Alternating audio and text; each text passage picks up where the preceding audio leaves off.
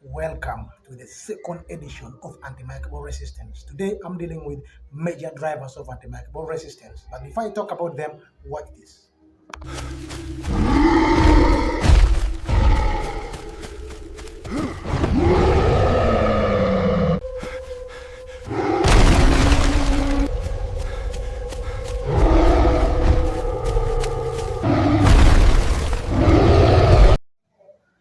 Welcome from that short illustration. That is an illustration to show you that once these microorganisms develop resistance, once they develop the potential, the energy to overcome the drugs that we use, the antimicrobials, it will be very difficult for the medical people to help you and support you. And it will be hard. You will become an experiment for the rest of the other medical, actually, of other clients, including medical staff, to learn from. You will become that person that everybody will have to learn from, and never always want to be an example because it will be dangerous. We cannot help you and you will have to go just like that. So today I'm dealing with the major drivers of antimicrobial resistance, whereby one of them that I left previous that I want us to discuss in details is the polypharmacy. Polypharmacy is a state by which multiple drugs are given to a client or given to an individual in order to clear that similar infection. So you realize that these medications are many, but they have been given to one client. Now, this issue of polypharmacy has been subdivided into two. There is polypharmacy that is initiated by the medical field, and the issue of initiation of polypharmacy by the medical field is majorly based on the ignorance and poor understanding of the mode of action of most of these drugs. So you realize that if the medical personnel who is prescribing the medication does not understand the relationship of the mode of action of these drugs, he might end up prescribing many antibiotics for one common condition.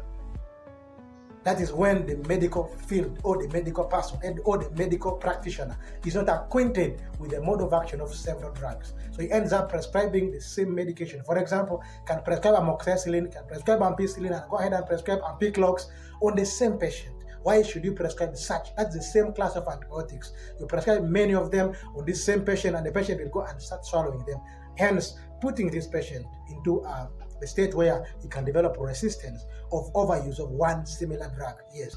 We also have one which is initiated by the patient, where a patient has got a list of people to consult from: Dr. Ochen, Dr. Andrew, Dr. Bishop, Dr. Who. So a lot of doctors on the list. And the issue of having doctors on the list could not be the problem. The problem is when he calls Mr. Ochen, gives him a different description of how he feels, calls so and so, gives a different description, calls so and so, gives a different. So all these people send a prescription to this one particular person, and this person moves out to go to the pharmacy and buy all these drugs in a list. And after buying all of them in a list, he will start swallowing all of them.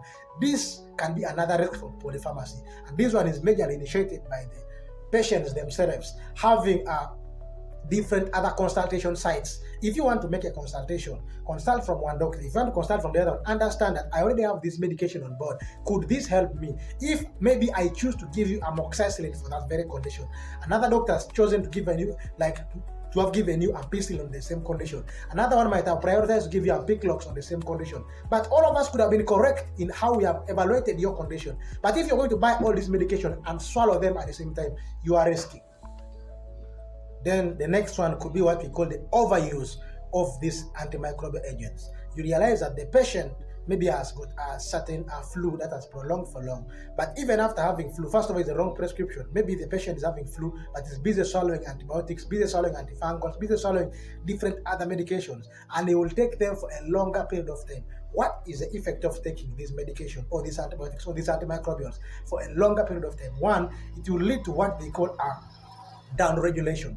Downregulation is when you've taken a drug for a longer period of time and the body has adapted to it. And after adapting to it, the body is now over-toxicized with this particular drug. Now the body will defend itself by reducing the number of receptors for that particular drug. After reducing the number of receptors for that particular drug, you will now get another condition that requires that particular drug to be taken. You'll go to the medical facility. The medical workers will prescribe that very medication for you.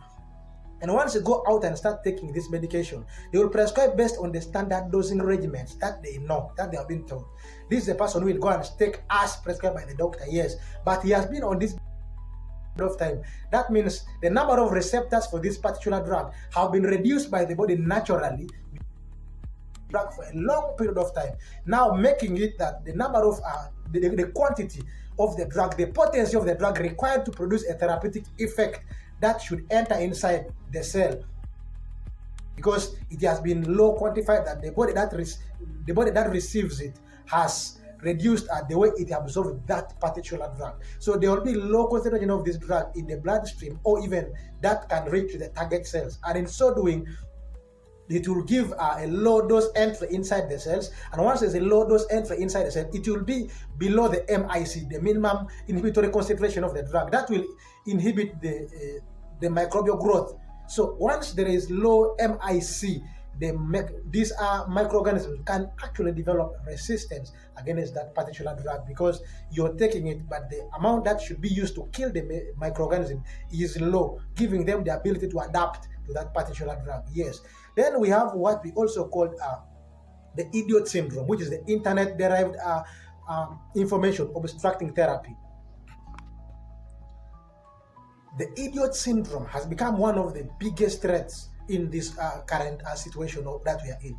Someone will develop his or her symptoms, maybe because the infection has attacked him in one way or the other. We will go to the internet, we'll ask Mr. Google anything that you would want to ask, how is feeling the pharmacy, will start taking them. It is called the idiot syndrome, where you are not consulting from the doctor, but you're consulting it from the internet. It's called the internet-derived information obstructing therapy. These are people who will go into the internet. They call themselves the elite. I have the internet, I can go to Mr. Google, ChatGPT, and different other platforms. Then they get their own information from there. After getting, they will get their own prescription. They'll go and buy the drugs and take them, not understanding the mode of action of these drugs, number one, the mode of ability of the microorganism to deviate, which stage or which classical pathway will these drugs work under, and so many loopholes and a lot of gap in understanding of how this condition works about. And at the end of the day, after developing complications where he has taken a lot of drugs without understanding whether he's getting better or not, then after developing complications, we now run to the medical facility and they want help from the medical facility.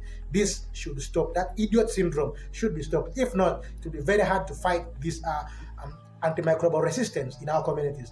Then also we have what we call the drug promoters. The drug promoters and the herbalists. This is another global threat. These ones, they get a particular drug. For example, you have had a headache.